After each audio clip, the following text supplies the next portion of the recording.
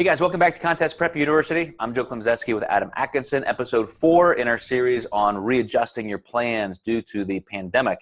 And we have to hit training. I think a lot of people are talking about this already, Adam, but others who may not have access to some of that information.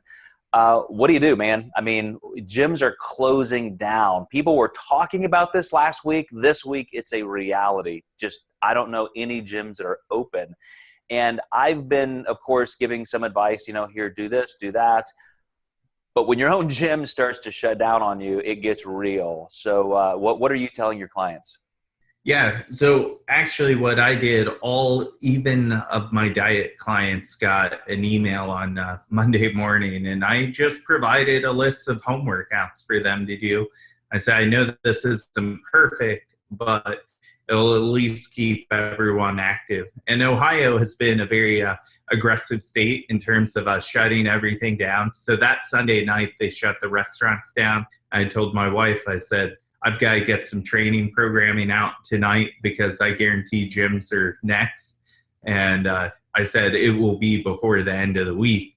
So just kind of preparing them to work out at home. Also, I think everyone's biggest concern, am I going to lose muscle? And, it takes a long time of just not training to really see any detriment to the actin and actual myosin fibers to degrade. And, I think that's the last thing people should really be that concerned about. But there's plenty you can do at home to get good movement and get that muscle stimulus.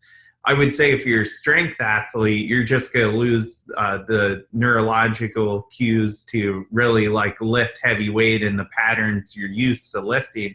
It doesn't mean you're losing muscle. You're just losing the adaptations to, squat parallel perfectly with, 600 pounds on your back. There's just nothing at home you can do to replicate that. So I'd say strength athletes are going to see more of a negative effect because they cannot do their sport at all, assuming they don't have equipment at home. From a muscle perspective, if you keep moving and keep trying to move some weight, you're going to be okay. Your strength might go a little bit, but your hypertrophy and muscle cells should stay and be fine. I've heard a lot of people talking about, getting some bands and doing this for general workouts, and all that's great advice.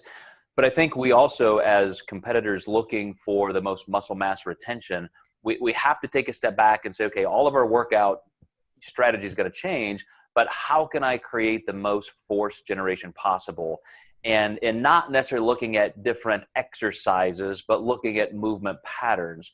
So can I do 50 different types of push-ups for my chest and even have my wife sit on my back? Absolutely. Can I may not be able to row, with a 120-pound dumbbell, but can I do chin-ups and a lot of chin-ups with some weight? Absolutely.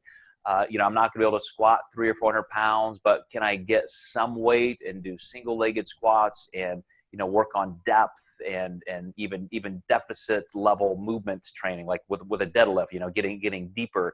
There are so many ways to train things that we don't typically do, that just because of new motor pattern stimulation, you could really see some advantages to this. If it's short term, I know if we're still stuck at home, 2 months later, then we're going to all start getting pretty nervous. But I would absolutely look for how can I generate the most force with the biggest, most compound movements possible.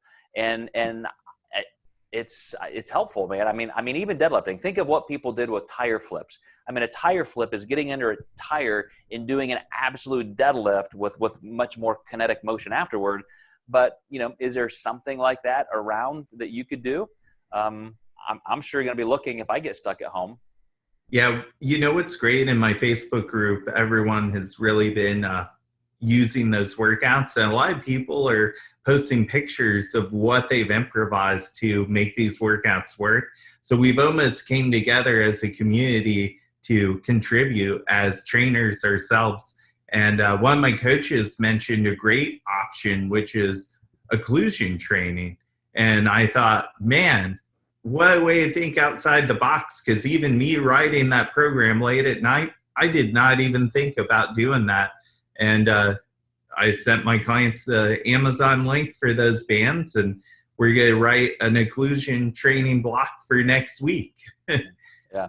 Yeah, it's one of those things where I think there's so much information out there now. I didn't want to try and cover everything, but I think it's important for people to just realize you will absolutely not lose muscle for 2 to 3 weeks minimum, as long as you have a normal amount of stimulation, even in different types of patterns. You're going to be fine. Just continue to search, reach out to people like Adam and myself, do searches online, and we'll be fine. But let's transition over into our next topic. We're gonna wrap this up. So we'll see you guys next time to finish this series.